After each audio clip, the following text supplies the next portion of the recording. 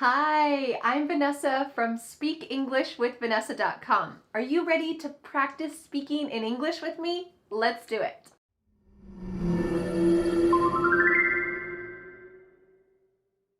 What do you do? Where you want to go? What you up to this weekend? Ooh, could you answer these questions in English? In today's English lesson, you will practice speaking with me about 7 of the most common conversation topics in English. We will practice vocabulary, questions, sample conversation, plus you will have the chance to have a sample conversation, practice conversation with me too. Over the past year, I have made 7 Speak With Me lessons, and today I have combined them all in a very useful lesson where you can practice them for the next 2 hours. To help you never forget what you've learned, I've created a gigantic free PDF worksheet using all of the vocabulary, phrases, questions, sample sentences, and some challenge questions so that you can never forget what you've learned. You can download this free PDF worksheet with the link in the description. All right, are you ready to get started? We're going to be talking about these topics today. So drum roll, let's get started with the first one, weekend plans. Are you ready to learn the most important conversation question of all time? At least according to me. Is that question, what's your name? No. Is that question, will you give me money? No. Is that question, do you love me? No, no, no. The most important conversation question is, there's actually 2 parts. What about you? How about you? When someone asks you about your weekend plans and you say a little reply, I'm going hiking, I'm not doing much, there might be an incredibly awful, awkward pause. What happens next? Well, this is where the most important question comes in. You can ask them, what about you? How about you? You can kind of imagine tossing a ball back and forth. The other person has asked you a question. What are you doing this weekend? They throw you the ball. Now you reply and you say, okay, yeah, I'm going hiking or I'm not doing much. You need to throw or toss the ball back to that person. And this question does that. How about you? It means you are asking the same question back to them. What are you doing this weekend? How about you? So I want you to remember this wonderful question. Either of them, actually, they have the exact same meaning. How about you? What about you? Remember these questions because later when we practice this at the end of this lesson during our conversation speaking time, remember these questions and use them. All right, let's go to some common vocabulary that you can use to talk about weekend plans. Brunch. Many Americans love brunch. The word brunch is a combination of breakfast and lunch. And that's because we usually eat this on the weekends, maybe a Saturday morning or a Sunday morning, between 10 a.m. and 2 p.m. It's a time when you could eat either breakfast or lunch, and it's usually a long social event. So you might go out to brunch with your friends or have your friends to your house to eat brunch. My friends and I are meeting at our favorite brunch spot on Sunday. Great. It's a restaurant where you can eat breakfast type foods, usually with some kind of alcoholic drink like mimosa or something with fruit in it, or maybe some champagne in the morning, and you can eat this in the company of your friends. Another common weekend word is social butterfly. A social butterfly refers to someone who makes a lot of plans. They are flying around to another event, to another activity. They're always doing things, usually involving lots of other people. They are a social butterfly. If you are a social butterfly, probably the year 2020 with lockdowns and all of these things were probably really difficult for you because you love to get together with other people and always be active. So we can use this in a sentence like this. My friend is a social butterfly. She has invitations to 3 brunches and 4 afternoon teas. Amazing. What if you are not a social butterfly? What if you are the opposite? Are you a unsocial caterpillar? No, it means you are a homebody. Your body likes to stay at home. I'm a homebody. She's a homebody.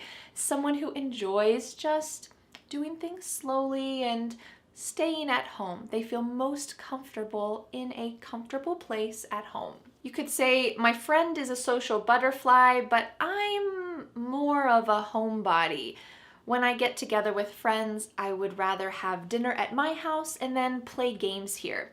I think this is kind of true for me personally. As I get a little bit older, I prefer these kind of intimate group settings. Instead of lots of people, I prefer just a couple friends at home, maybe having a bonfire outside, roasting some food or some marshmallows, and this kind of intimate setting. I enjoy doing activities at home more often than when I was a little bit younger. To stay in. Unfortunately, that has been probably a lot of our weekend plans for the past year, and it means that you're just gonna stay at home. It doesn't mean you're gonna do nothing. It just means you're not gonna go anywhere. I'm gonna stay in. You might say, it's supposed to be cold and rainy this weekend, so I'm just gonna stay in and read a book. Or I'm just gonna stay in and do some things around the house. To binge watch. This means that you watch a lot of movies or TV shows, usually back to back without stopping. So several hours, maybe you watch 4 seasons of a TV show in one day. This is binge watching. You are watching a lot. This expression comes from a term we usually use with alcohol, to binge drink. This means that you drink a lot of alcohol at one time. It's not a very healthy thing to do, but when we say to binge drink, that has that same idea, is you're doing a lot back to back. Or you could binge watch TV. So you might say, last weekend, my husband and I binge watched all of the Star Wars movies. This isn't true. When you have young children, you do not have time to binge watch TV. But you might say this about your life. I binge watched that new TV show that just came out. Our final expression that you can use to talk about your weekend plans is to catch up on some chores. This phrasal verb, to catch up on, is a beautiful phrasal verb that you can use to talk about some kind of necessary activity that you haven't done for a while, and now there's more and more and more, and you need to finish all of this. So we can imagine laundry, dishes, sweeping, cleaning, maybe some home repairs, tidying up, maybe even yard work. If you don't do those things for 1 week or 2 weeks, oh, there's so many you have to do. So that means you need to catch up. You need to do what you haven't done for a while. You need to catch up on some chores. And chores are just those activities that I mentioned: laundry, dishes, these necessary activities that involve cleaning up, helping to make your home a wonderful place to live. So maybe this weekend, you just need to catch up on some chores. You might say, I was so busy all week and finally I'm going to catch up on some chores this weekend. Maybe not very fun, but when your house is clean, it feels good. All right, now that we have some common vocabulary you can use to talk about your weekend plans, let's talk about some introduction questions that you might hear and that you can also ask other people. These have varying levels of reductions and fast ways that you will hear them, so I want to help you understand and recognize what other people are saying and also be able to use it. So let's talk about our first question. What are you up to this weekend? What are you up to this weekend? You might know the expression, what's up? This just means, how are you? So we're using that same word up to talk about what are you doing this weekend? What are you up to this weekend? But do you think that we usually say it like this? What are you up to this weekend? So clear, so lovely. No. Instead, we're going to reduce this a little bit and then we can reduce it a lot more. Let's talk about that first one. What are you up to? What are you up to? Water. So here the word what and are creating a spoken contraction. Usually when we write, we don't write this type of contraction. It's only in spoken English, but oftentimes be verbs like are, is, will be contracted with a question word. What are you up to this weekend? What are you up to? We can reduce this a little bit further. What you up to? What you up to? What you up to this weekend? There are a lot of reductions happening at the beginning. What you up to? So here we have what are you being reduced to just what. The ch is you, and what are has just been smushed together, and we can say what up to. What you up to? What you up to? What you up to? This is really fast. If you say this slowly, what you up to? It sounds really weird. So we only use this in really fast English. So if you're going to say this, it needs to be quickly and reduced and linked together. Most likely you're gonna hear this. So I wanna make sure that you can understand when someone says, hey, what you up to this weekend? What you up to this weekend? You can say, oh, Vanessa taught me that. I know what that means. What are you up to this weekend? Yes. So let's go on to our next expression where we're gonna also reduce this a bit and help you to understand it. What have you got going on this weekend? What have you got going on this weekend? These all mean the same thing. What are you doing this weekend? But you might hear this expression with the word got. What have you got going on this weekend? When you actually hear this, we don't say it that clearly. What have you got going on this weekend? Wouldn't that be nice though? Instead, you're gonna hear a reduction or a contraction of the first two words, just like we saw with the previous example, what've. So what and have are gonna be pushed together. What have you got going on? That final G in the word going is gonna be cut off and we'll just say going. So let's try to say that all together. You wanna try to say it with me? What have you got going on? What have you got going on this weekend? What have you got going on this weekend? Do you think we can reduce this further? Oh yes. What do you got going on this weekend? What you got? Here at the beginning of what have you got is just really like you threw it in a mixing bowl, stirred it up, and threw it out on a cookie tray. Well, let's try to break it down so it's not quite so messy and complicated. At the beginning, we have what have you got? But it sounds like whadda. This is what have. Whadda ya. Ya is you. Whadda ya got going? Again, we're gonna drop that G at the end of the word going. Going on. Whadda ya got going on? Whadda. Notice what's happening at the end of the word what. Do you hear a clear T? Whadda ya. Whadda ya. Nope, that T at the end of the word what is going to change to a D sound. This is really typical of American English, where a T that's surrounded by vowel sounds is going to change to a D. It's called a flapped T, and it just kind of rolls off your tongue in a smooth way. What you got going on? Can you say it with me? What do you got going on this weekend? What do you got going on this weekend? All right, let's go to our last question. You doing anything fun this weekend? You doing anything fun this weekend? What's happening at the beginning of this question? Should there be another word? Yep. Are you doing anything fun this weekend? Are you? But the word are, it's on vacation, it's just gone somewhere. So we're gonna start this question with the word you. You doing anything fun this weekend? It kind of makes the question seem a little more casual and less like an interrogation or like you're asking someone out on a date. It's just a casual question. You doing anything fun this weekend? But we can reduce this question. We're not gonna reduce it an awful lot, but we will hear this reduced a little bit. When we say you doing anything fun, instead, you're gonna hear ya doing, ya The word you is reduced to ya. Ya doin'. Listen to that G at the end. Ya doin', it's gone. It's also on vacation. Maybe it's on vacation with the word are.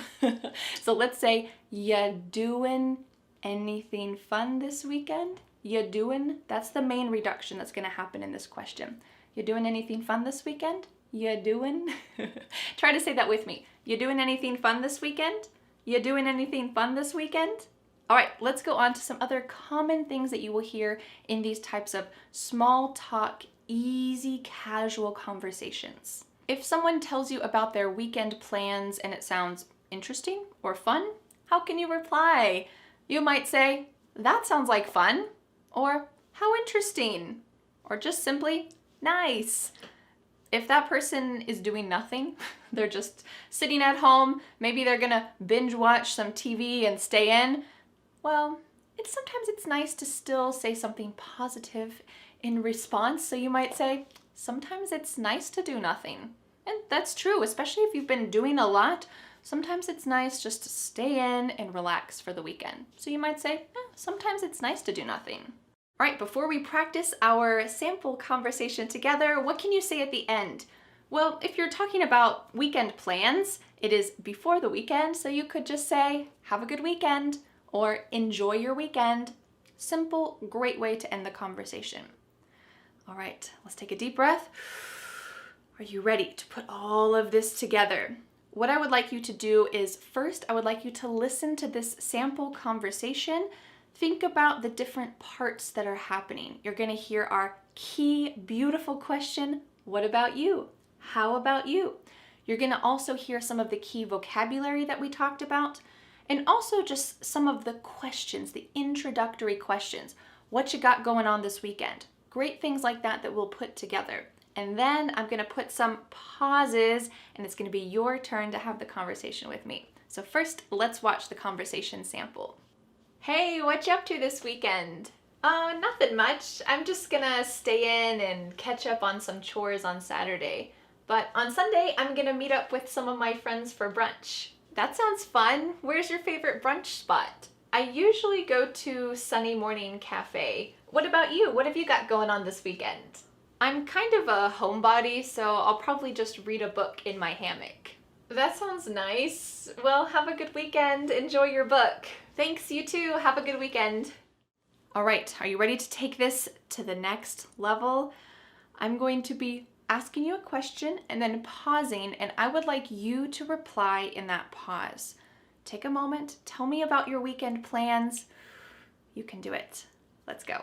Hey, what you up to this weekend?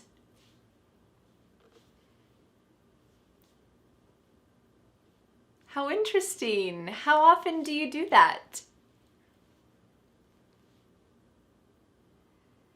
Oh, me? I'll probably go hiking since the weather's gonna be so warm. Well, nice talking to you. Have a good weekend. Well, how did you do? If you would like, you can go back and practice that little sample conversation. You can take a deep breath, enjoy yourself. That's part of learning English, is I want you to enjoy the process, enjoy the journey. Let's start with some common questions for talking about eating out in restaurants. Since the pandemic began, a lot of restaurants have changed their service model. So these questions will cover eating in a restaurant, but also ordering food to go. So I hope that these will help you in any situation that you're in. Let's start with our first question. Do you want to eat out? This phrasal verb to eat out means at a restaurant. We don't often say, do you want to go to a restaurant? Do you want to eat at a restaurant? We just say eat out. Do you want to eat out? But we often reduce this question to sound a little more comfortable and casual. You want to eat out? Ya is you. You want to eat out? You want to eat out? We've dropped the question word completely. Do. Just ya. Ya. And then we have reduced want to become wanna. This is a common reduction in English. Can you say this question with me? You wanna eat out? You wanna eat out? Or we could cut off that first word ya completely and just say, wanna eat out? Ask it with me. Wanna eat out? Great. Then you might ask, where do you want to go? Where do you want to go? But do you think we say it clearly like this? Unfortunately not. Instead, you could say, where you want to go? Where ya wanna go? So this is a similar reduction to our first question. You becomes ya, and want to becomes wanna. Where ya wanna go? Where you wanna go? Where you wanna go? Should we order pickup? Should we order pickup? I want to let you know that in the US, there are a lot of terms that are used for this idea that you're not eating in the restaurant, you're ordering food, but then you get the food and you take it somewhere else. Maybe you take it back home or you take it to a park. We could use a couple different phrases and it's just your personal preference. For me, I say pick up. Do you want to order pickup? Do you want to get pickup? But you could also say, should we order takeout? Should we order carry out? Should we order takeaway? So a lot of different phrases, and you are going to hear these all around the US, so it's just your choice what you'd like to use. Another fun question to ask what someone would like to eat is, what are you in the mood for? What are you in the mood for? Don't deny it. Sometimes in your heart, you're just in the mood for comfort food, something that's heavy and rich and reminds you of a cozy, warm time in your childhood. Maybe it's not very healthy, but you're in the mood for comfort food. Or maybe you're in the mood for something light. So you want a salad or sushi, something light. So this idea of what are you feeling like you want to eat? But we often reduce this question, and instead of saying, what are you in the mood for? We might say, what you in the mood for? Whatcha is what are you? Whatcha in the mood for? Here the word you has been reduced to cha. Cha. This is extremely common in spoken English that the word you gets changed up in a lot of ways. We already talked about one of those, ya, and this is another, cha. What you in the mood for? What you in the mood for? Or we could reduce this even further. What you in the mood for? What you in the mood for? This is extremely reduced, but notice what's happening. What are you in the mood for? The word are is gone, and the word you has been reduced to ya. So when we link together what and you, it's super fast. What you in the mood for? What you in the mood for? You don't want to say this reduction slowly. What you in the mood for? Now, we can say it like that to practice for this lesson, but when this is in daily conversation, it's really fast. That's the purpose of a reduction. So do you think you could say this with me really fast? What you in the mood for? What you in the mood for? What you in the mood for? Great. All right, let's talk about some common answers to these questions so that you can be prepared and ready. When someone asks you, what you in the mood for? You might say, let's order in. How about some option? How about pizza? Let's order in. This is another phrase for talking about bringing the food back to your house. You don't want to get all ready and then go to the restaurant, or maybe you don't feel comfortable doing that. So you might just say, let's order in. How about pizza? This expression, how about, is a great way to give a suggestion. This is excellent in professional situations. Hey, how about if we try this marketing plan? Or it's great for informal situations to give a suggestion about something you want to eat. How about pizza? What do you think about that? Sometimes this question is reduced and it sounds like this. How about pizza? How about pizza? The first A in the word about is gone. It's just missing. So we say, how about pizza? Can you say that reduction quickly with me? How about pizza? How about pizza? Great. Or you could say, I'm feeling tacos. Does that sound good? So you're giving your opinion. You'd like to eat tacos, but you also want to know what the other person wants. So you use a great question. Does that sound good? But we often reduce this a lot. So let's take a look at the first reduction. You might say, I'm feeling, cutting off that G, I'm feeling tacos. How's that sound? How's that sound? Instead of how does that sound, you can say, how's that? How's that sound? How's that sound? Can you say that quickly with me? I'm feeling tacos. How's that sound? I'm feeling tacos. How's that sound? Great. We can also reduce it and switch it up a little bit. I'm feeling tacos. Does that sound okay? I'm feeling tacos. That's what I want, but I want to know your opinion.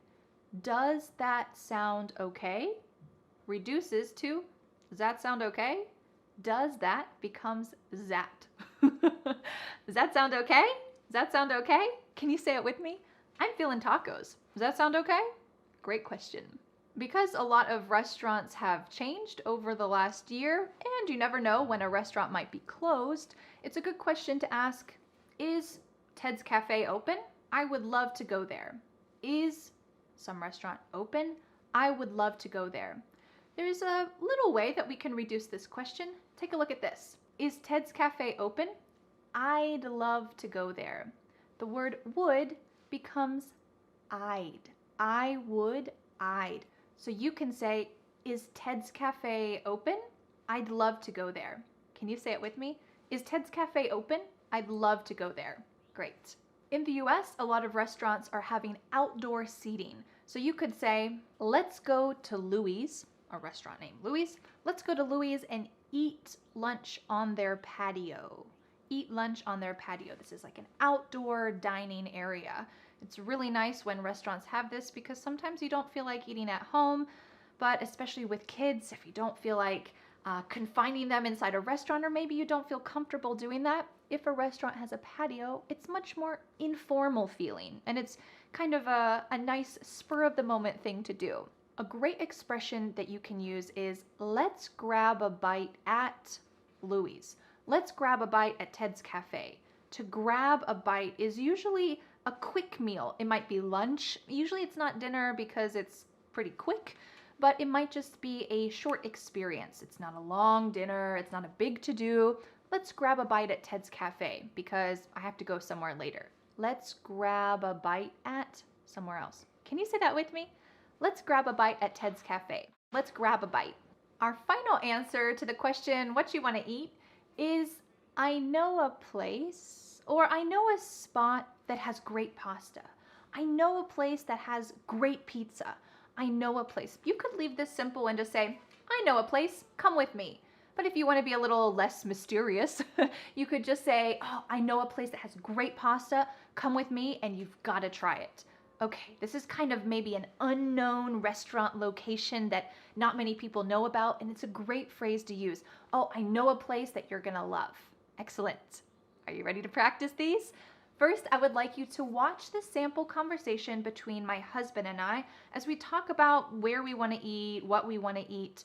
Think about those phrases, notice the phrases that we use, and then after that, you're going to have a chance to speak out loud and practice it yourself. Let's watch the sample conversation. Hey, you want to grab lunch? Sure, but I only have time for a quick bite before my soccer game. What sounds good? How about pasta? That sounds great. How about I call it in, you pick it up, and we'll picnic in the park before my game starts? That sounds great. I know a place that's close by and has great tomato sauce. All right, now it's your turn. I want you to use these phrases that you've learned.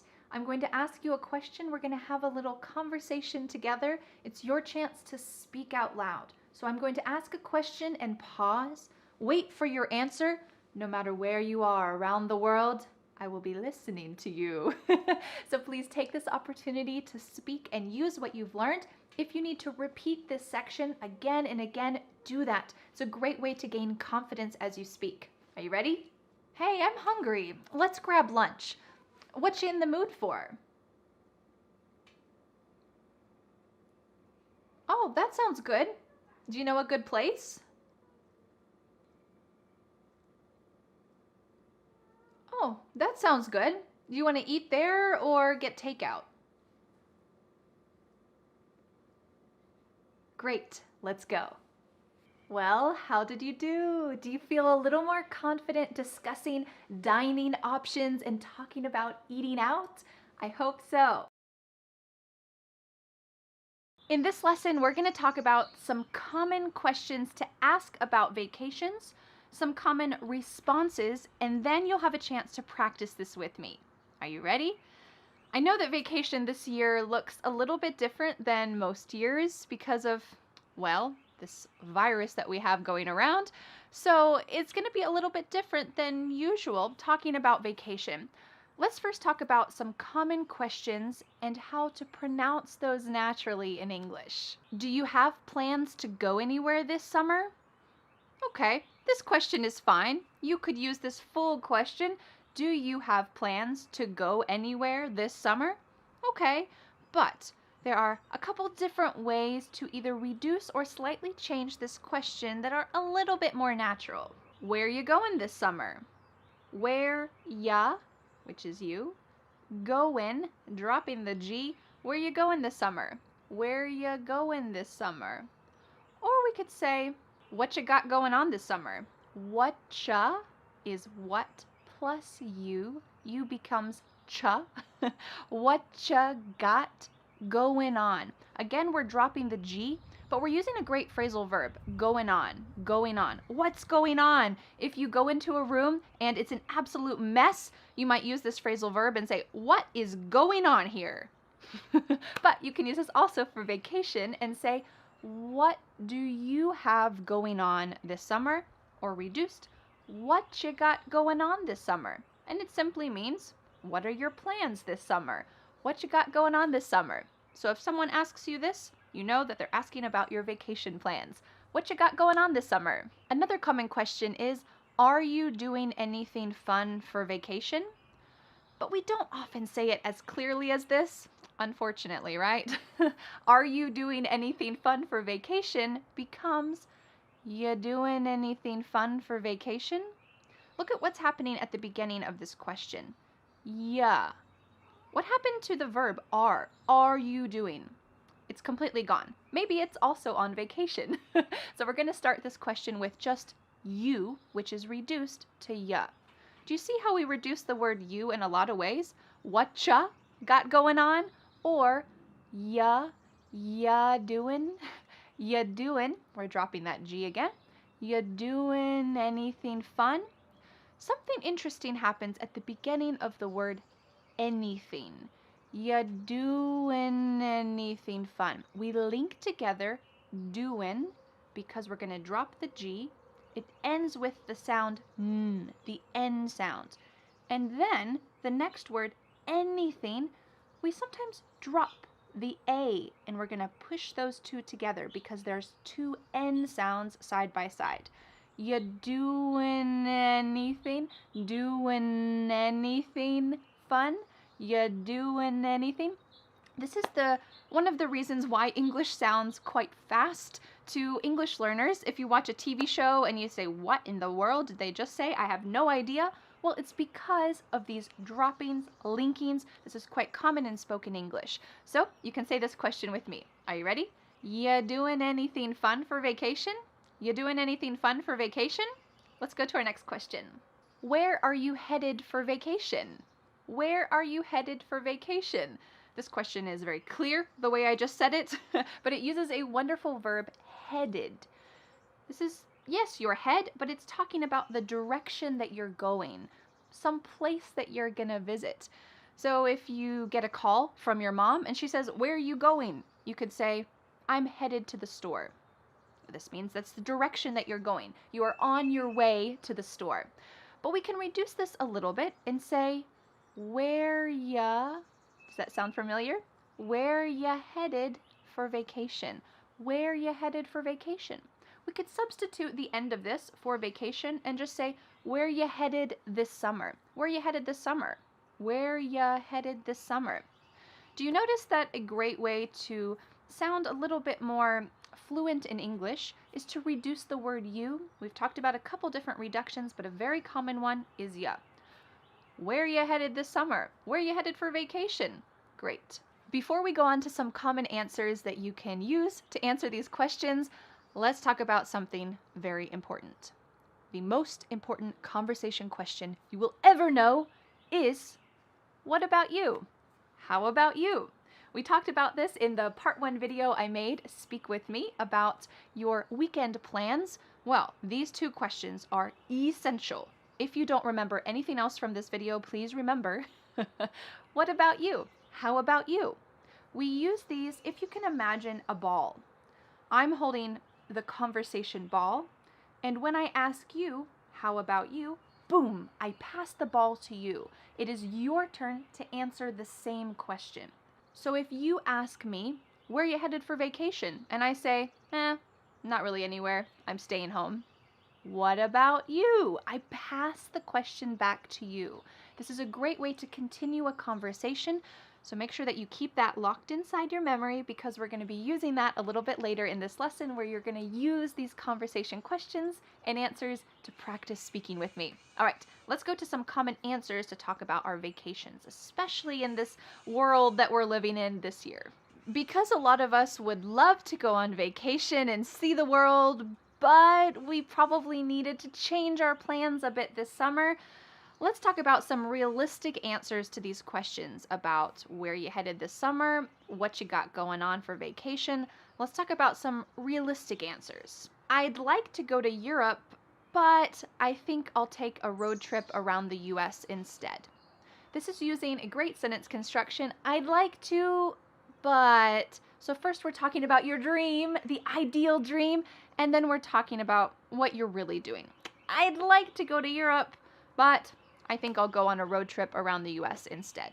Or you could say, I'd like to go to a family reunion, but we had to postpone it. Okay, the ideal is going to the family reunion, getting together with all of your family members, but the reality is that you had to postpone it or delay it for another time. This is the reality. I wish that I could go on a cruise, but that's not happening right now, so I guess I'll order a pizza and go to the pool. Here again, we're talking about the dream and then the reality.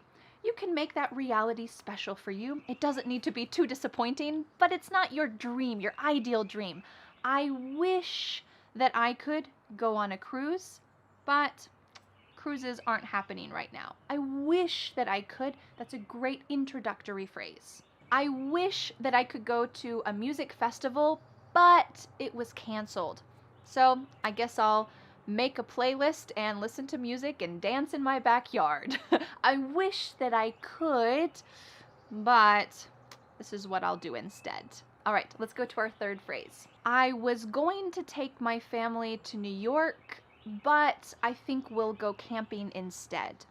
Using this phrase, I was going to, talks about a plan that you had. Usually a real plan that you had. It's not just a dream. It's a plan that you had and then you needed to change it.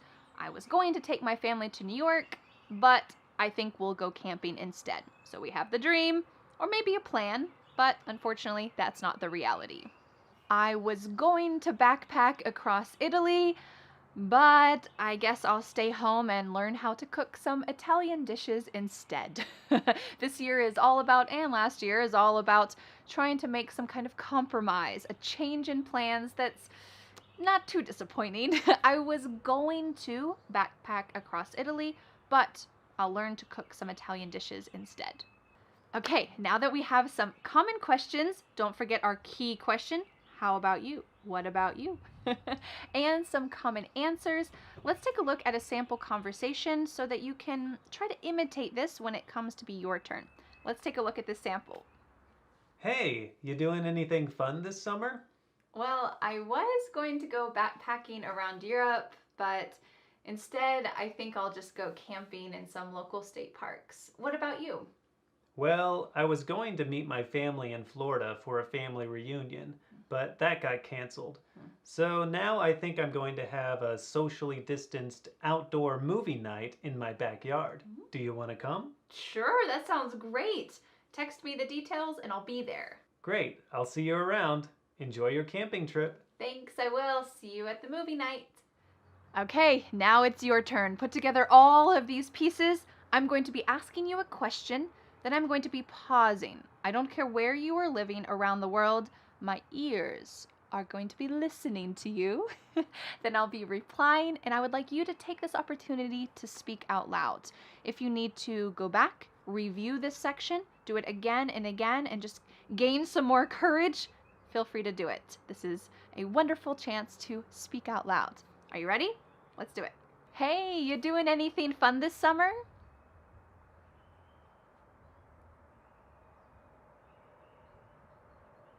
That sounds like fun. Have you done that before?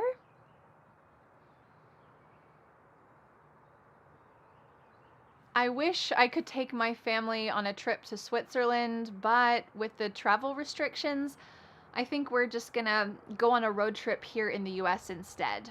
Yeah, well, it was nice talking with you. See you later.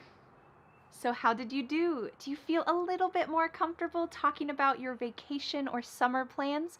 Feel free to go back and review our practice section together. It's a great way to speak out loud. Okay, let's get started with some common vocabulary to talk about where you live. If you live in a city, you might say, it's really busy where I live. New York City is a busy place. Or you could use the word crowded. Tokyo is a crowded city. There are lots of people everywhere, and there are not many places where you can be alone and have a quiet moment. Maybe you might say that your city is busy and crowded. What's the opposite of this? You can say, Stockholm, Sweden is a relaxed city. It's a quiet place. I don't know, I've never been to Stockholm. If you're from Stockholm, Sweden, let me know. But you might say, where I live is just a relaxed place. Or we can say, it's relaxing. If you come visit where I live, it's very relaxing and quiet. Maybe that's because it's in the country. Let's go on to these two common words to talk about the type of place you live. You might say, yeah, I live in Delhi, India, and it's one of the largest urban areas in the world. There are so many people here. It's busy, it's crowded, it's an urban area. And this means it's the city. It's quite busy, it's crowded, it's an urban area. There's not many trees, not much nature. But on the other hand, you might say, I live in the country. The word country means United States, France, Japan, these places, but in the US we use this to mean countryside. We do say countryside sometimes, but we're more likely in the US to say I live in the country. That means in nature. Maybe there's some farms around you, maybe there's forests around you, and you don't live in a busy urban city center. You live in the country. So I wonder for you, do you live in the country or do you live in an urban city center? Do you live somewhere that's difficult to get to? You might say, yeah, my city is off the beaten path, but it's worth visiting. So for me, my city, Asheville in North Carolina, it is definitely off the beaten path. It's not a huge city. It doesn't have a big airport that comes here. It's off the beaten path. But if you want to check out some other local sites in the US, it could be nice to visit. It's off the beaten path. This also can be used to talk about locations within a city. So, if you visit Paris and you go to the Eiffel Tower and then you get hungry, well, the places that are close to the Eiffel Tower to eat, those are what we call tourist traps. Those places are only for tourists. They're extremely expensive. They're not high quality. It's just to trap tourists. But if you want to eat at a great location, you might go somewhere off the beaten path. This is somewhere that not many other people go to. And it's an expression that's great to use about like little secret local locations. So when I visit your city, I might ask, are there any places off the beaten path that I can visit? Are there any restaurants off the beaten path that only locals know about? What is something off the beaten path that I can do? Well, let's say that where you live is not extremely popular, but it's becoming more popular. Maybe because of the pandemic last year, people are traveling to different types of destinations. Maybe they're deciding to travel to more nature places that are in the mountains or places that are not in big city centers. Well, that might mean that where you live is becoming an up and coming place. We use this term up and coming to talk about somewhere that's not extremely popular, but it's becoming more popular. So you might say, yeah, my city isn't really popular right now, but it's an up and coming place. You've got to check it out. We can use this on a smaller scale, just like Off the Beaten Path, to talk about a restaurant or a neighborhood. Yeah, that neighborhood used to not be a good neighborhood, but now it's an up and coming neighborhood. You've got to walk through it, just look at the houses, look at the architecture, enjoy the sights. So you might say it's an up and coming place. Excellent expression. Our final expression to talk about where you live is must see, or some must see locations. Can you imagine what this means? Does it mean it's not important to see it? Nah, you can skip that. No, you must see this. So, for example, when you visit Egypt, the pyramids are a must see. So we can use it as a noun, a must see. Of course, when you go to Egypt, the pyramids are a must see. When you go to London, Big Ben is a must see.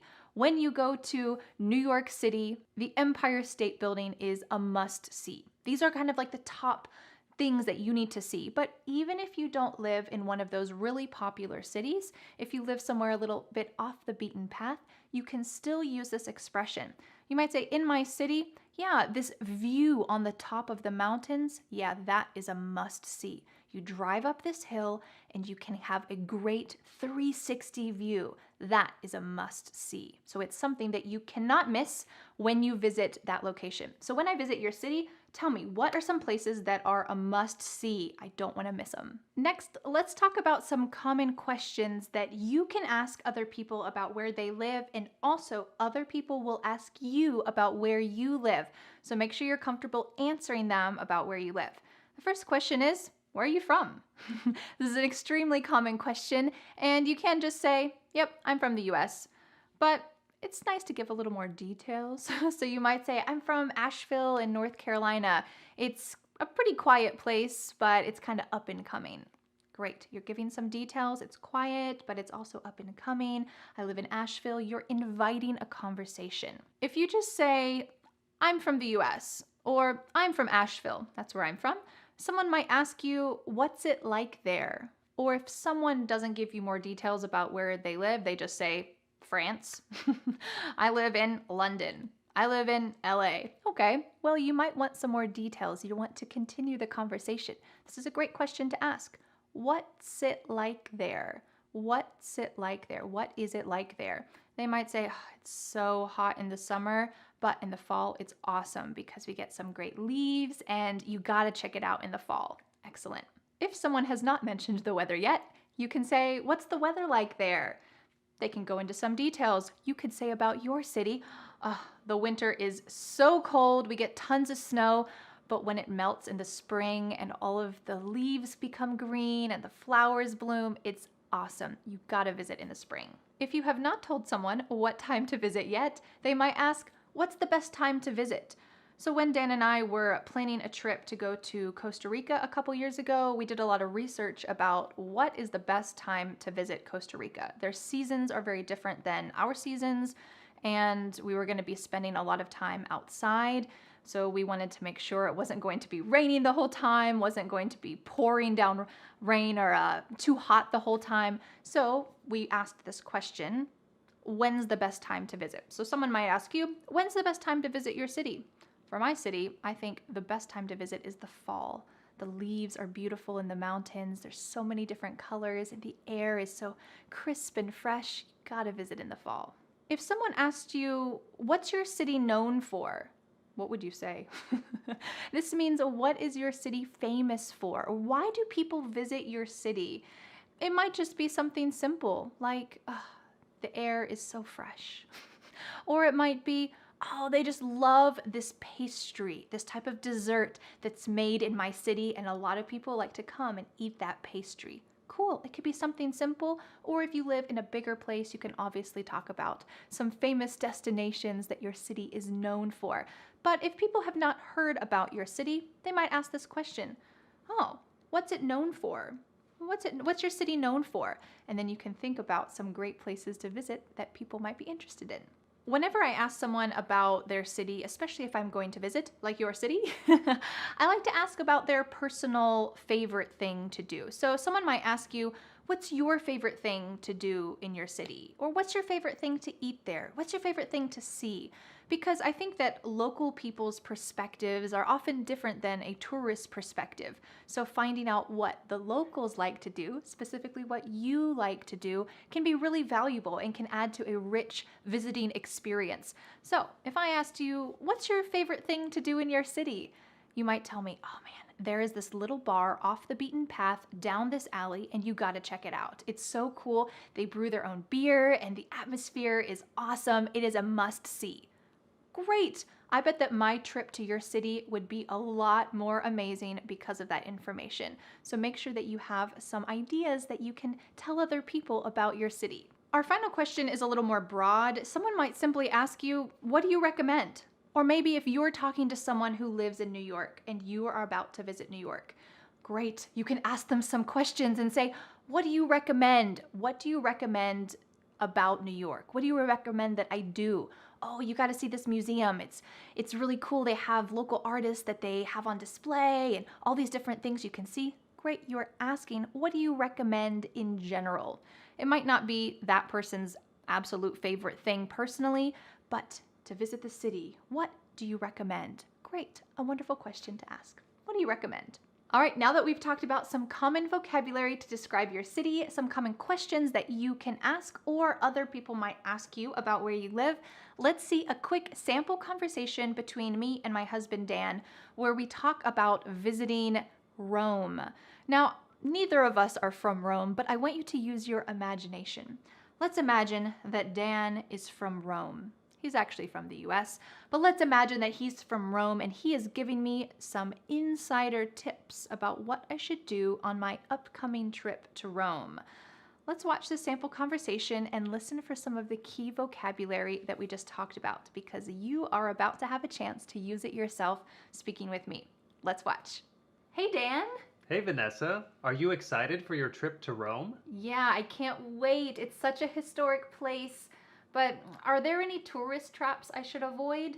Yeah, avoid all the gelato shops, except this one.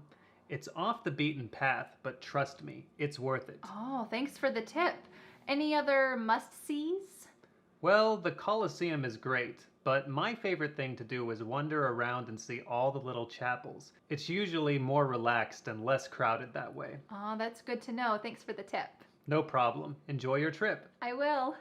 All right, now it is your turn. I'm going to ask you some questions about where you live because I'm coming to visit. I need to know what it's like. I'm going to ask you some questions and then I will pause. I will be listening to you wherever you live around the world. I will be listening. So please speak out loud, use the expressions that you've learned, and I can't wait to learn more about your city. Are you ready to get started? Hi, I'm taking a vacation to your city and I can't wait. Tell me, what's the weather like in the summer? I need to know what I should pack.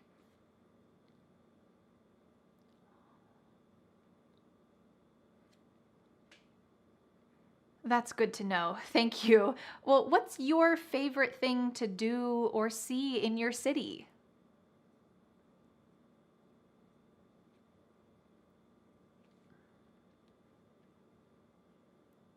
Wow, that sounds really interesting. So I gotta know, are there any tourist traps that I should avoid when I go?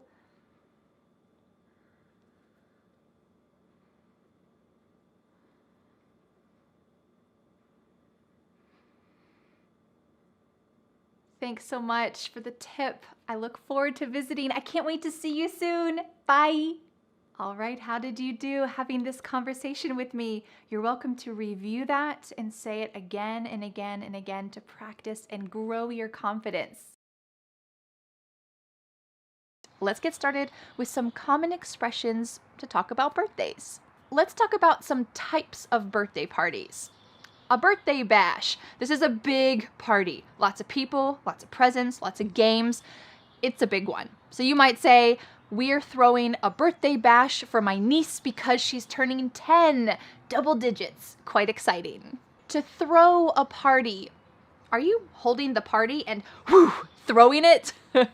No, I mean, maybe you're throwing some confetti, but this is just another way to say we're having a party or we're going to plan a party. We often use the verb to throw. You might say, we're throwing a party for my grandma's 90th birthday.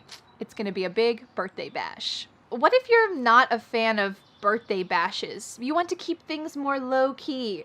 You might say a gathering or a get-together. This is something small and intimate, just family, a few friends maybe.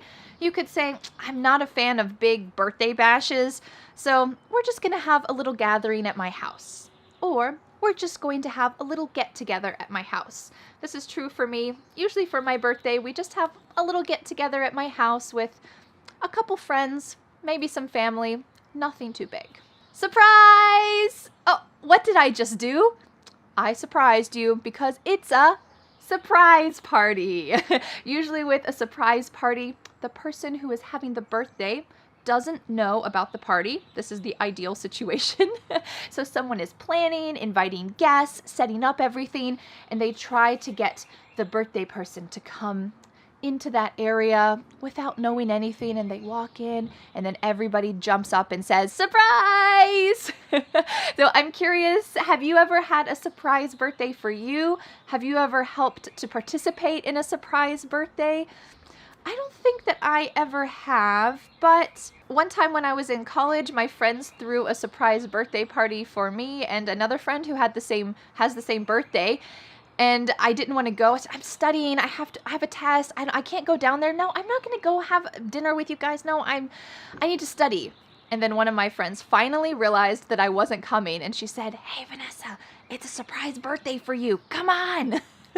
So I kind of had no choice at that point because I realized, oh, they're doing something nice for me. So you might say, we're throwing a party for Vanessa. It's a surprise party. Don't tell her. Well, unless you can't get her to come. Next, let's talk about some common phrases that are just associated with birthdays. The first one is RSVP. Now, this is occasionally something that we use in spoken conversation, but it is more common on a written invitation. It could be a physical invitation, or it might be an internet invitation using, Facebook events or something like this. But RSVP stands for the French "Répondez s'il vous plaît," and it means please respond. Please tell me if you're coming. So usually you will see this sentence: RSVP by June 30th.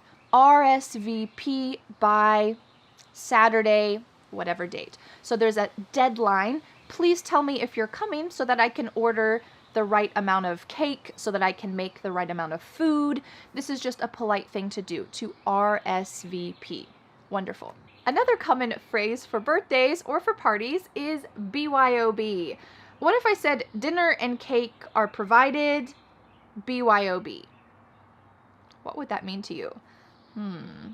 Bring your old bag. Bring your old balloon. No, this means bring your own beer or bring your own booze. Booze is a slang term for alcohol. So this means I am not providing alcohol. If you want to drink alcohol, bring what you want to drink. Bring it for yourself. This is very common, and it's not really rude. In fact, it's good to tell guests if they are allowed to drink alcohol at your house and you're not going to provide any. It's good to tell them, I don't have any, bring your own. BYOB. This is quite a common expression, especially in an invitation. You might see that written. Dinner and cake provided, BYOB. Excellent. Make a wish. Usually after we sing happy birthday, you blow out the candles and you close your eyes and you make a wish. There's kind of a superstition that if you tell people your wish, it will never come true. So usually it's a surprise. I will never tell you what my birthday wishes are because it probably won't come true then. So this is kind of a superstition. But you might say, after I blow out the candles, I'm going to make a wish. But often you will hear people say this. So after they sing happy birthday and you blow out the candles, someone will say, all right, make a wish. And they're telling you this is the time to make a wish. This sometimes happens at children's parties more often that someone will say it. So they're reminding their child, this is the time to make a wish. Close your eyes and make a wish. Don't tell anyone. So this is a fun little tradition, I would say.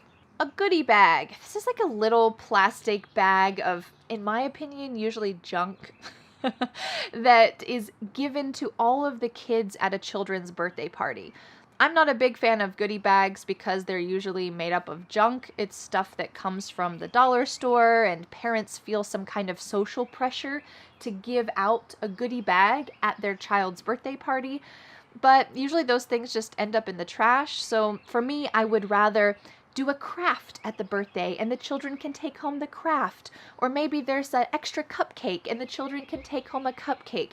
This seems a little bit better to me. I think that the idea of a goodie bag is falling out of tradition a bit, but there's still a little pressure to give something to your guests. This is only for children's birthdays, to give something to your guests. A sweet 16. If I said, I can't believe your daughter is already old enough to have her sweet 16. How old do you think that she is? 16 years old.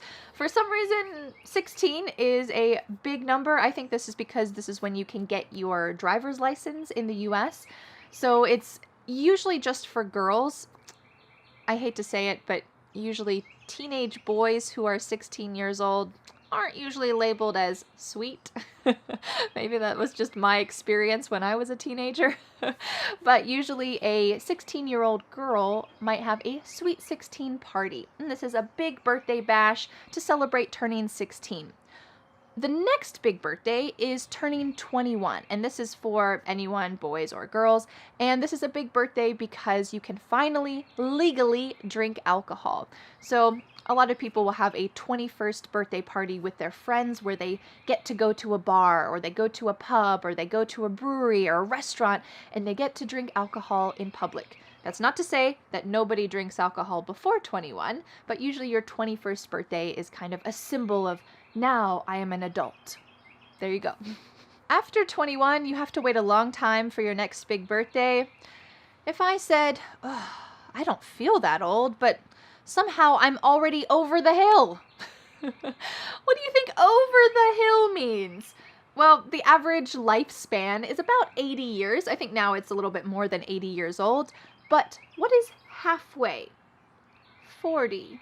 So this birthday is a little bit dark, a little bit depressing, but we say that when you turn 40 years old, you are over the hill. And anytime after 40, if you don't want to tell someone your age, you can just say, I'm over the hill, or I'm way over the hill, because you are past the peak of life and now you're just going down the other side. Very sad.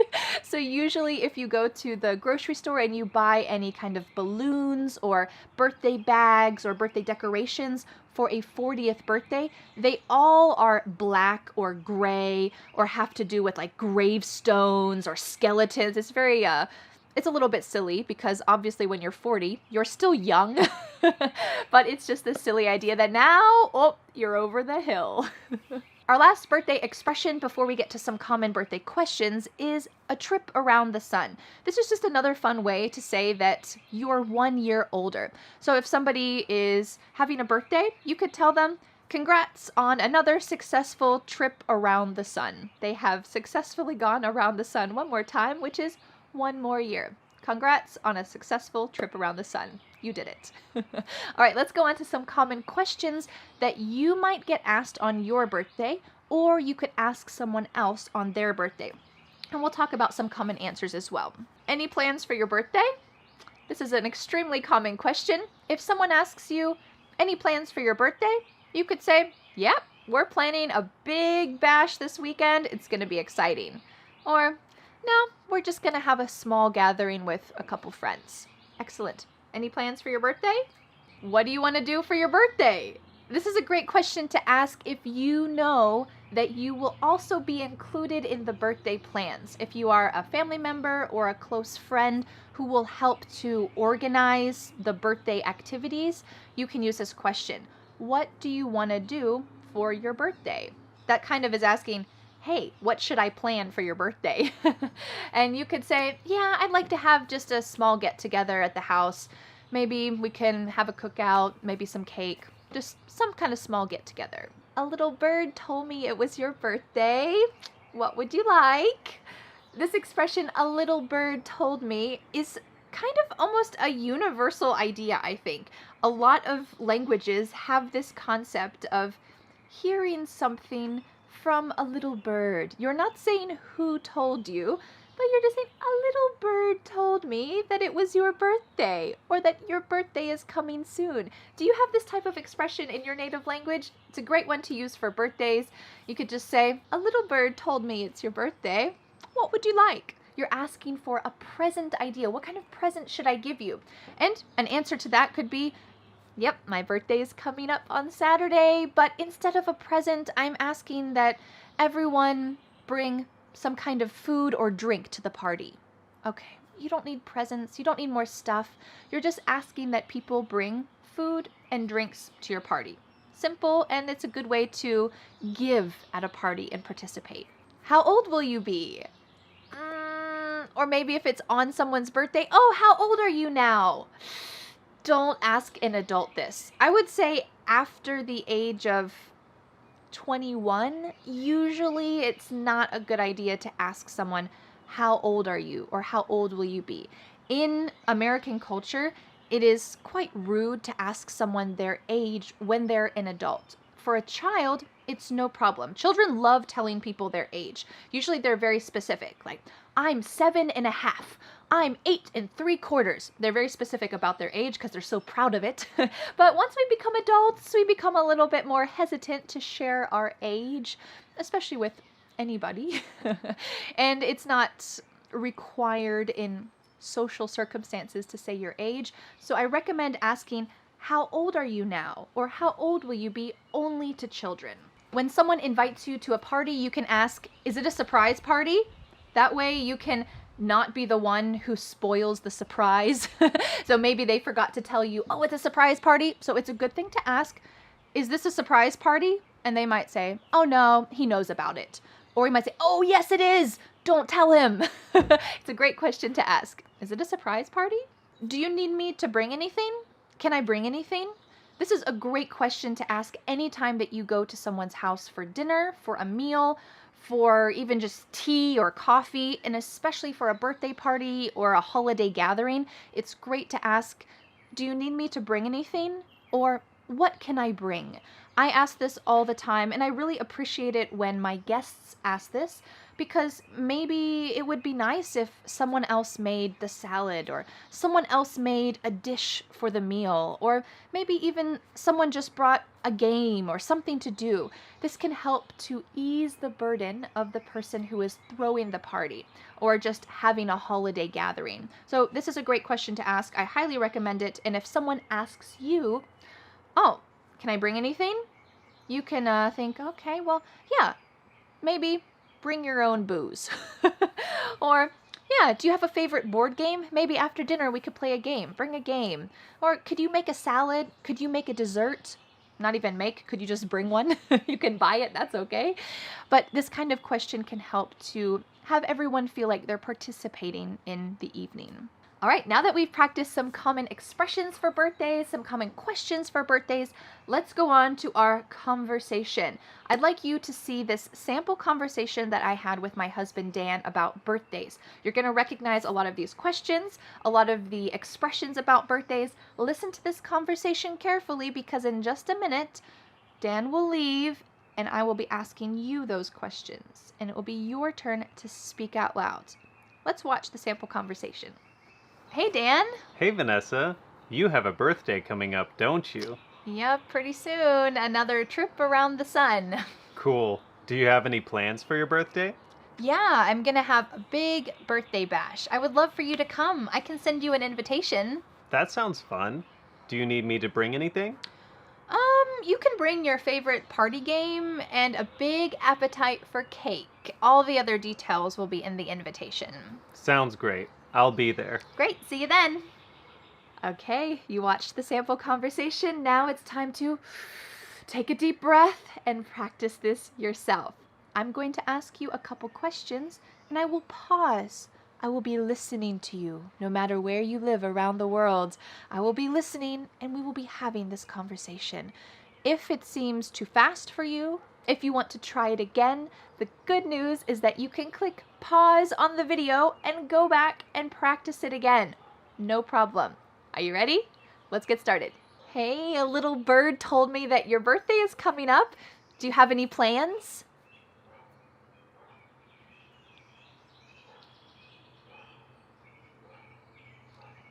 That sounds like fun. Is it a birthday tradition or is that something new?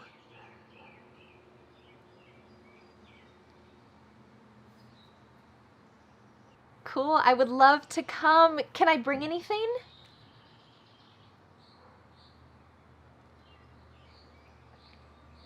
Great, I'll be there. I can't wait to celebrate another trip around the sun. So how did you do with this little sample conversation? I hope that it was a good challenge for you and it helped to boost your confidence speaking in English. That is the goal. You can always go back and review this. Let's learn some common vocabulary about animals and pets. Let's start by describing you. Can you describe yourself? I'm an animal lover. This means you love all kinds of animals. You might say, ever since I first visited a zoo as a child, I have been an animal lover. I just love all animals. Or if you would like to be a little more specific, you could say, I'm a cat person. I'm a dog person. Usually we keep it to cats and dogs, but you might say I'm a horse person. Does that mean that you have a cat head? I am a cat person. No, this just means that that is your preferred pet. You like cats. So for me, if you've been watching my English lessons for a while, you know I am a cat person. I've never had a dog, but I feel like I relate more to cats. I get along better with cats and I feel more comfortable with cats. But maybe for you, you might say, I'm a dog person. I would rather have a dog. Or maybe you have this unfortunate situation. You are allergic to dogs. Or maybe you might say, I'm allergic to cat fur. I love them. They're so cute and cuddly and I wish I could have a cat, but I'm allergic. If your eyes start to get red and your nose starts to run, maybe your throat hurts, that's a bad sign. It means that you are allergic to some kind of animal. Maybe you can take some simple medicine and you'll be fine, but sometimes it's a bigger problem than that and you just can't have a cat. You can't have a dog. I hope you're not allergic. Now let's describe your pet. But a little note, first of all, something that I've noticed that's different between English and some other languages is that when we're talking about our pets or someone else's pet, we use he or she. We don't use it very often because it feels like you're creating some kind of distance, or it's a wild animal, or you don't really care about that animal. It's just an object, it. So for example, if I'm going to tell you about my cat, little spoiler, I have a cat, I might say, she is a Siamese cat. If I say I have a cat, it's Siamese, it's okay. And you will hear this occasionally, but it's more common to hear he or she. She's a Siamese. She likes to play with cat toys, he or she. And if you're not certain if an animal is a he or a she, like if you see a neighbor's dog and you want to talk to that neighbor about their dog, you can just say he and it's okay. The neighbor will maybe correct you and say, oh, yes, she's a poodle. And then you can say, oh, yes, what's her name? And you can use her when you find out. But in general, we use he or she for pets. A common word we use to describe pets is breed. What breed is your pet? But we often just say kind. What kind is it? So when we're talking about a dog or a cat, there are different types. So I already mentioned my cat is a Siamese cat. This is a specific type or breed of cat. What breed is your cat? Oh, he's a Siamese. She's a Siamese. What breed is it? But we often use the question, what kind is it? Which we'll talk about in our question section in a minute. Another common term used with pets is a rescue. This is describing your pet. Both of my cats are rescues. I got them from an animal shelter. This means that I didn't buy them from a breeder who is making purebred cats. No, I went to the animal shelter. These are abandoned cats who need a home. I went to the animal shelter and I adopted, we often use the word adopted, I adopted 2 cats. They are rescue cats, or they are rescues. And this is the idea that I rescued them. Sometimes in the US, you see a bumper sticker, something like this, that says, "My dog rescued me." Have you ever felt like this?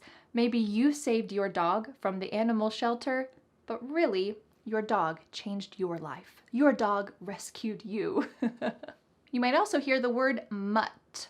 Mutt can be a little negative if you say it with a negative voice, but it just means that you're not certain what kind of dog you have. We only use this for dogs, and it means, well, it's a mix of so many different types of dogs that I have no idea. He's a mutt. We got him from the animal shelter, but you know what? He's the best dog I've ever had. He's a mutt, but I don't care. So it's that idea that he's not pure. He's not a purebred dog. He's a mix of so many kinds of dogs, but you know what? It's still a great animal. Next is fur and coat. My cat's fur is so soft. After I give my dog a bath, he has a silky coat. He's not wearing a coat, it's just talking about his fur. And these words are kind of interchangeable. He has soft fur, he has a silky coat. These are great words to talk about animal hair. Let's talk about some words we can use to talk about how friendly an animal is. The first one is just friendly. He's friendly. You'll often hear this as someone is walking their dog, and if their dog wants to come closer to you, the owner might say, "Oh, don't worry, he's friendly. He loves little kids." And your child can pet the dog. Or you might ask, "Is he friendly?" And that means, can I pet him? So it's a great word to use to talk about if your dog is comfortable with people. He's friendly. He's not very friendly with little kids, so we'll just try to stay away. There are 3 words that are variations of this. One is wild. Lions are wild. They are not friendly towards people. I do not recommend trying to pet a lion. They are wild. The next level is stray. We might say, that cat is a stray cat, or he's a stray. And that means that he lives on the streets, and maybe he'll come close to people to get some food. He might not really hurt you, but he doesn't want to live in your house. Maybe if you adopt him, he'll want to live in your house, but he doesn't have an owner. He's a stray. He's a stray cat. Some cities around the world have a lot of stray cats or stray dogs. They don't belong to anyone, but everyone helps to take care of them. Everyone helps to feed them. In the US, this isn't very common. We don't have a lot of stray cats or a lot of stray dogs because animal shelters are a big part of American culture. A lot of people, when they want a pet, they will go to an animal shelter instead of buying a purebred dog or a purebred cat. So a lot of stray dogs or stray cats who live on the street will be taken to an animal shelter for someone to adopt. So you might say, my cat was a stray before we got him. He was a stray cat before we got him, and now he's just so friendly. The next level is domesticated. So this means a cat or dog or animal that was previously wild and now he's very comfortable with humans. So we could use this for a lot of different animals like cows. Cows are domesticated.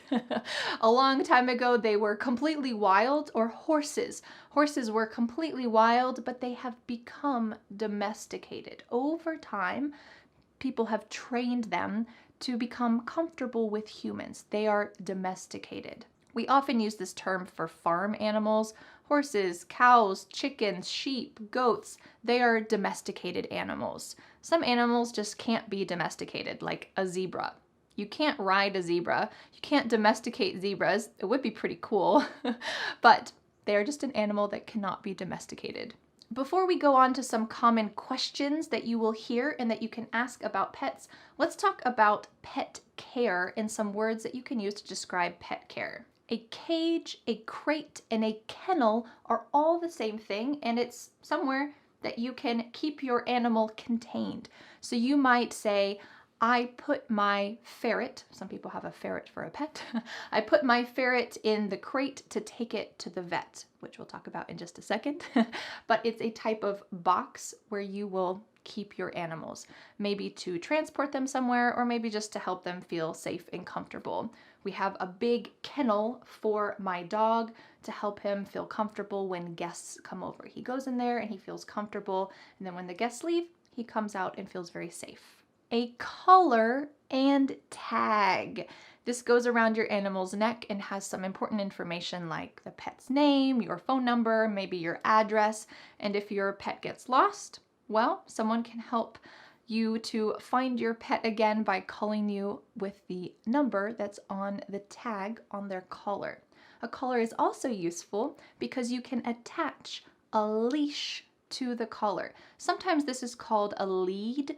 I think that lead is maybe more a term that professional people will use. A veterinarian will use this, maybe a dog trainer will use this, a lead. But for daily conversation, we often just say leash. Where's the leash? I need to find the dog's leash so that I can take him on a walk. One time I saw somebody having an iguana on a leash. Sometimes people put their cats on a leash too, but usually cats don't tolerate that.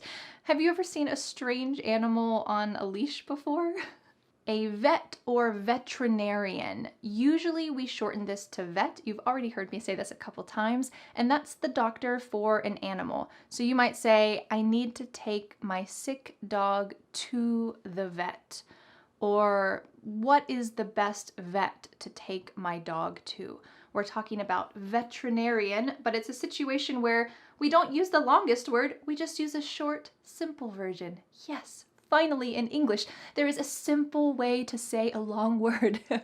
So you can just say vet. My cat's vet is just up the street, or we have a vet appointment next week. Excellent.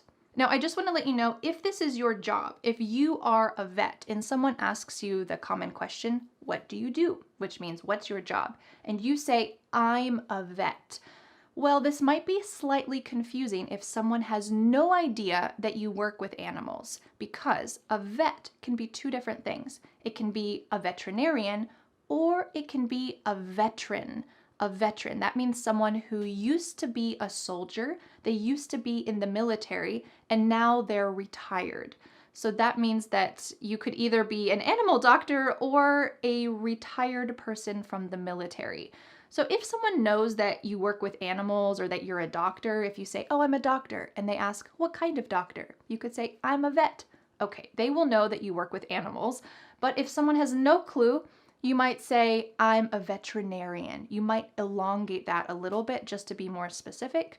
Or if you are a vet from the military, you might say, I'm a retired veteran, or I'm a retired vet, I was in the Navy. You might want to be a little more specific. So that's a situation that might possibly come up. What can you do to bond with your animal? You might play fetch. So you could say, my cat likes to play fetch. Who would have guessed? Usually dogs do, but sometimes cats do too. Or you could just say this word to your dog. So you have a stick, you throw the stick, and your dog runs after the stick. You could say, fetch boy, fetch, fetch the stick. So you're telling him, you're giving him a command about what he should do. Get the stick and bring it back to you. This kind of fun game. Or we might just pet your pet. Ooh. So this word can be used as a noun, as we've been talking about it. I have 9 pets. But what is this? Gently touching your pet. This is the verb to pet. When you are stroking or just gently touching your animal, this is a very kind, nice thing to do. Well, you are petting your pet. So if you're walking down the street and someone is walking a dog and that dog seems friendly, the dog wants to talk with you, and the owner says, oh, don't worry, he's friendly, you can say, "Can I pet him?"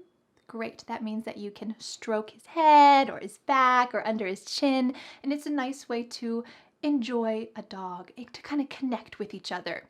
Okay, are you ready to go on to some common questions that people will ask you about your pets and also you can ask? Let's do it. Do you have any pets? Very simple and straightforward question. You might say, when I was a kid, I had a dog, but now I don't have any pets. Okay, well, this is just answering in a nicer way than just, no, I don't have any pets. You're giving some information. When I was a kid, I had a dog, and now I don't have any pets. Good answer. When you see a dog, a common question is, what kind is he? We're talking about the breed of dog. What kind is he? It's sometimes unusual to see a purebred dog that's only one kind, only one breed, so you'll often hear this type of answer. He's a lab mix. We got him at the animal shelter. He's a mix. So this means he has 2 different, or maybe 3 or 4 different types of dogs in his blood. So we could say he's a mix or he's a lab mix, and this means he comes from different types of breeds. Another common question is, what's his name? Of course, you can just say your pet's name, but I wanted to give you some of the most common female pet names and also some of the most common male pet names in English. So the most common female pet names are Bella, Luna, Lucy, Daisy, and Coco. There are many other pet names for female dogs or cats or horses or who knows what, but these are some of the most common. In fact, one of my cat's names is Luna. Some of the most common male pet names are Max, Buddy, Teddy, Rocky, and Duke. These are really common male pet names in the US. A question we already talked about is he friendly? Great. Someone might ask you this if you have a dog, and you're welcome to ask someone else this if you want to pet a dog. Is he friendly? Yes, you can pet him. Another common question is, how long have you had him? And maybe this is not how old is he, but how long has he been a part of your life? So you might say, I got Max from the animal shelter 3 years ago. How long have you had him? I've had him for 3 years. If you mention that your dog or someone else mentions that their dog is a specific breed, you could ask this question. What made you decide to get that breed? Maybe you're just curious about that breed, you're trying to have a conversation, or maybe you're thinking about getting a dog too and you want some more information. So you could say, what made you decide to get that breed? And if somebody has, for example, a lab, which is a Labrador retriever, if somebody has a lab, they might say, well, I heard that labs are family-friendly dogs, so we decided to get one. Okay, they have a reputation for being good with kids, for being friendly. They're family-friendly, so we decided to get one. All right, now that we've practiced some common vocabulary about pets, some common questions about pets, now I'd like to show you a sample conversation between my husband Dan and I talking about some pets. After the sample conversation, it will be your turn to speak with me and tell me about your pets, or maybe the pets that you wish you had. And after that will be the big reveal of my 9 pets. All right, let's watch the sample conversation. Hi, Dan. Is that your dog? I thought you were a cat person. Hey, Vanessa. I'm an animal lover, but Fluffy's not mine. I'm just walking him for a friend. Oh, gotcha. Is he friendly? Can I pet him? Yes, he's friendly. You can pet him, but watch out. He drools. Oh, good to know. Well, I'll stick to my non-drooling cats. Oh, but good boy, Fluffy. I'm gonna walk him at the park to play fetch. Wanna come? Sure. Okay, now it's your turn. I'm going to be asking you a couple questions, and then I'm going to pause, and you can speak out loud and try to answer these questions and pretend like we're having a conversation together. If you feel like it's too short of a pause, feel free to pause this video. That's kind of the bonus thing, exciting thing about having a video conversation. You can pause me and spend some extra time explaining what you would like to say. All right, are you ready? Take a deep breath. Let's do it. Hi, I didn't know you had a pet. What kind is he?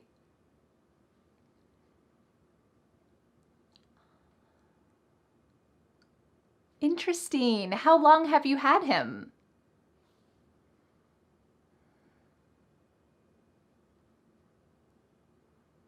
That's so nice. You know, I've been thinking about getting one too. What do you like to do with him?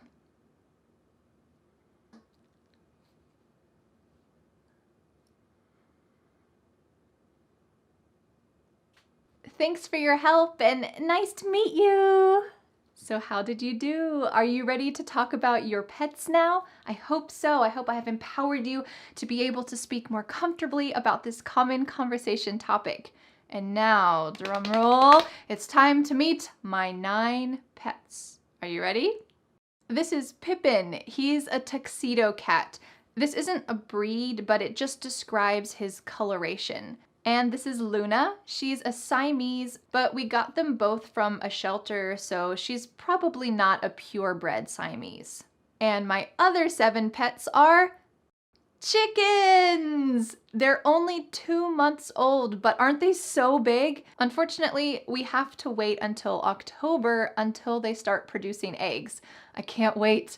My husband Dan built their coop, that's the little house where they live, and this area is called the Run. It's a safe area for them to be outside without getting eaten by wild animals, we hope. We got them when they were 1 day old. Look how cute they were. This is a new adventure for us to have farm animals, but I can't wait to get some fresh eggs, and it's a great thing to do with kids. Go down to the chicken coop in the morning and gather the eggs. I can't wait. That'll be so much fun.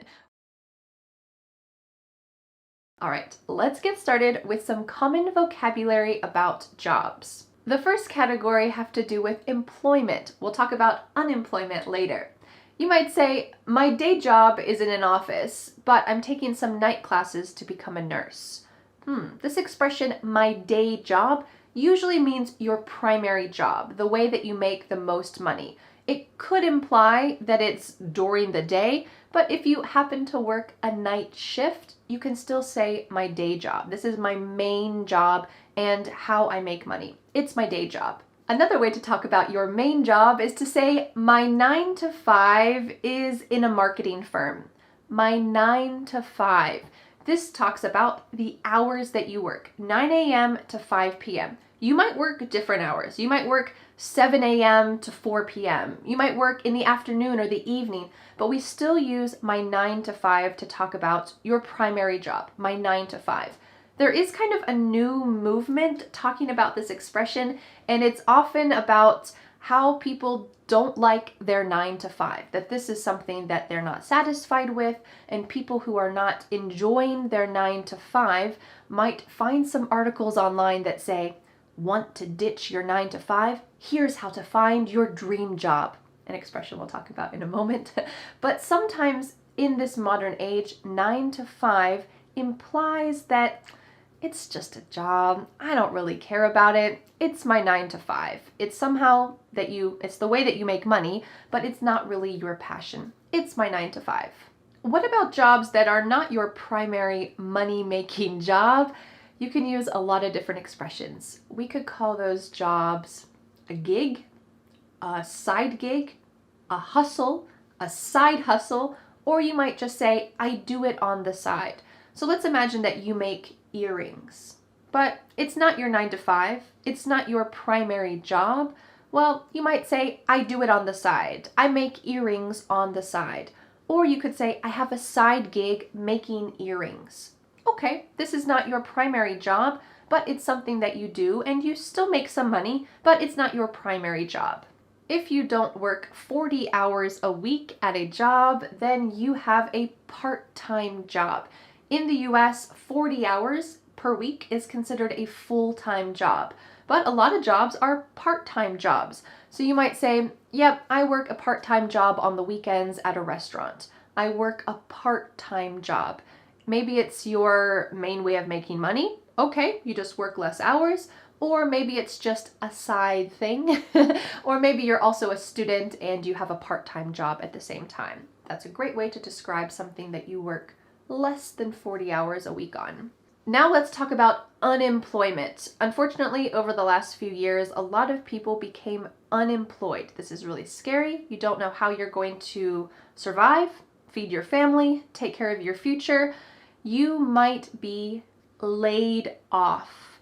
Laid off means you didn't personally do something wrong, but the company either cut your position, they couldn't pay for you anymore, and it's not something personal. It's usually a problem within the company. So when a company is suffering, usually financially, or they change their whole system, their whole model, and they don't need some people anymore, they might lay you off. This is a great phrasal verb. Of course, you don't want it to happen to you, but it's a great phrasal verb to know to explain the situation. Because it's not that you were fired.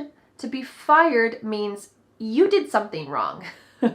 And they said, sorry, you can't work here anymore, and there was a problem. Maybe you were late to work too many times. You got fired. This is different than being laid off. When you're laid off, it's not your fault, and it's not embarrassing to say, oh, man, I was laid off during the pandemic. That's not embarrassing. That's fine. It's not your fault. But if you say, I was fired, usually there's a little bit of embarrassment to talk about that because it means there was a problem. We can also say, I lost my job. This is a little more indirect than being fired. It might be because you did something wrong. I was late to work so many times that I lost my job. This means you were fired, but you didn't directly say that. But it could also mean that you were just laid off. During the pandemic, I lost my job. That's not your fault. You didn't do anything wrong. There were just problems with the economy, problems with the world in general. So you lost your job. So this expression, to lose my job, can be used either way. It can be used if you get fired or if you get laid off. Now let's talk about how you feel about your job. Let's imagine that you are a waiter at a restaurant. Well, you might say, I'm a waiter, but it's just a job. I'm looking for something else. It's just a job. This is a common expression to talk about a job that you don't really love. It's not your dream job. This is the opposite. If you love your work, for me, I love being your teacher.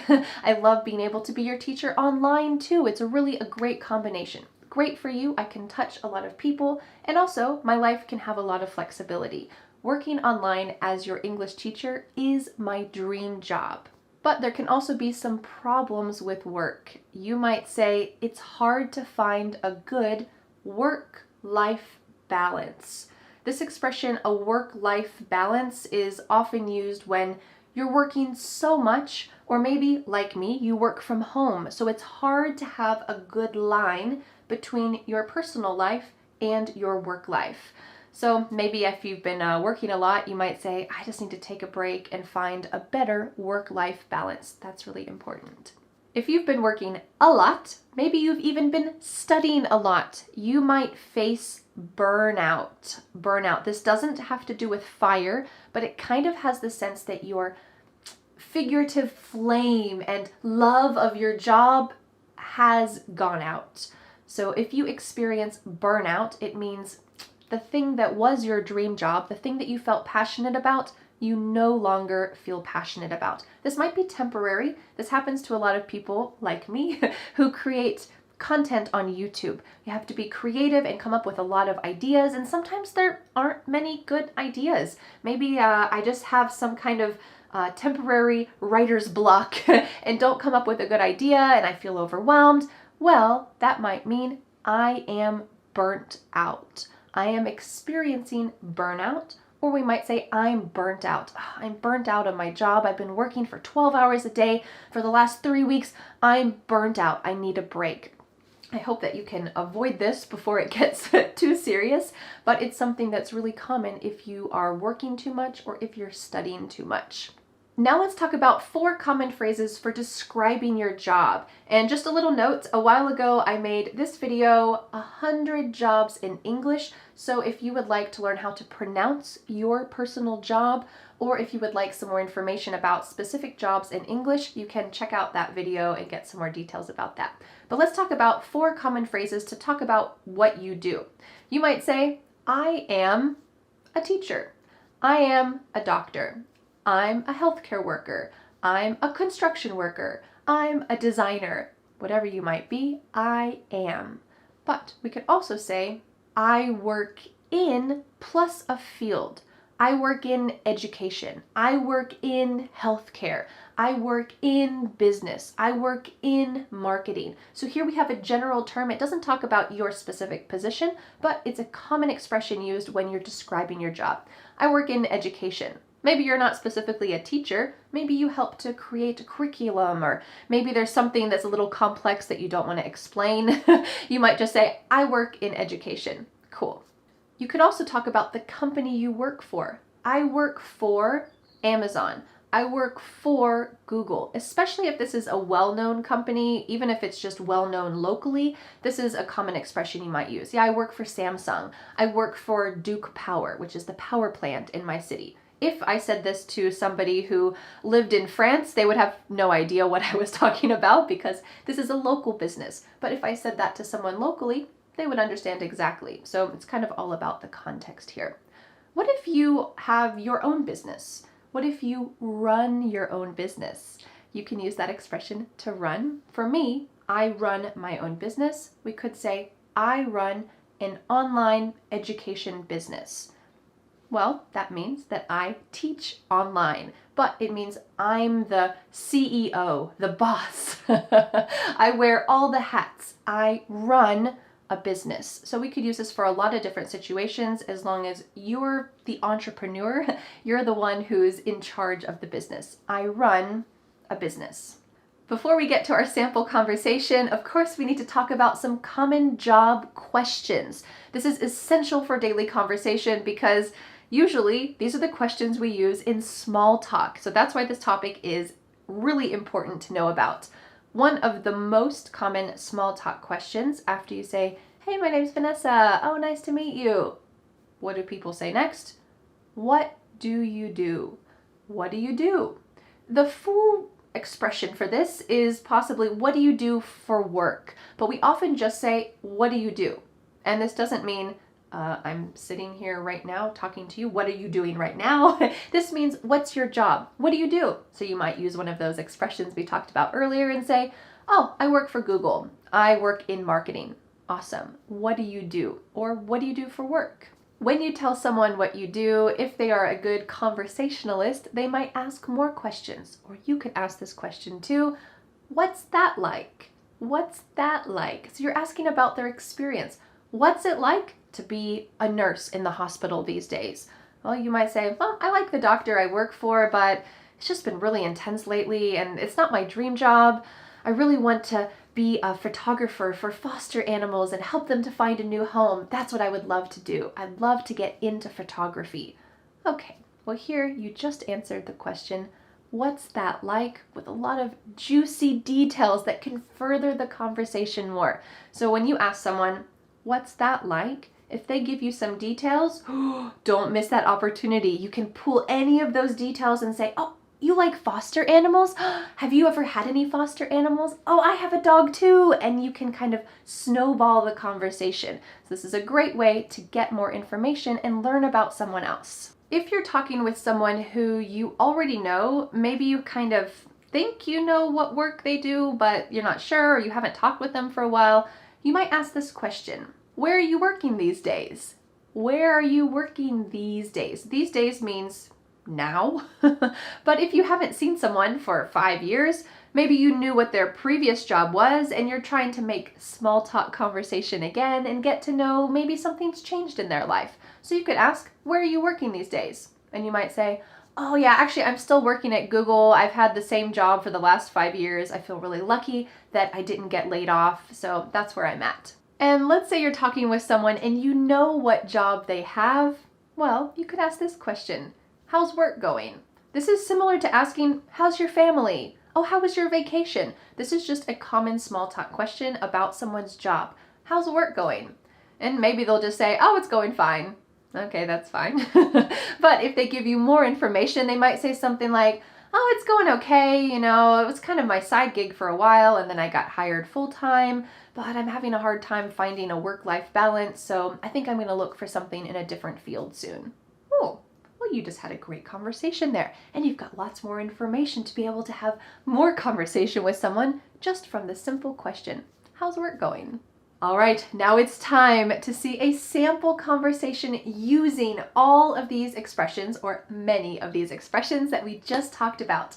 You'll see my husband Dan and I having a little chit chat about our jobs, and I hope that you recognize some of these expressions and questions that we talked about, because in a moment after the sample conversation, it will be your turn to use them and to have a conversation with me. Are you ready? Let's watch. Hey Vanessa, where are you working these days? Oh, hey Dan. I run an online business, so I can work from anywhere. It's pretty great. Wow, what's that like? Well, I help students learn English and speak with confidence. It's my dream job, but I have to be careful to avoid burning out. Oh, that's awesome, but I understand. What about you? Well, unfortunately, I just got laid off at the coffee shop when they closed, but I got a job working part-time at a hotel. Oh man, that's a bummer. Have you ever worked in marketing? I'm looking for someone to help if you want a side gig behind the scenes. That'd be great. Tell me more about it. I wonder if Dan will get the job in marketing, working for Vanessa. All right, now it is your turn. And what I want to tell you is I will be asking you some questions and having a little conversation, but I recommend going back and reviewing this. You're welcome to pause the video and answer longer if you would like. This is a great chance to have kind of a structured, no pressure conversation in English. All right, are you ready to get started? Let's imagine we were at a gathering and the host said, "Oh, Vanessa, this is your name." And we get introduced to each other and then the host leaves. Here we need to have some small talk. So I ask you, so tell me, what do you do? And now it's your turn to talk. Go ahead. And what's that like? Do you enjoy your work?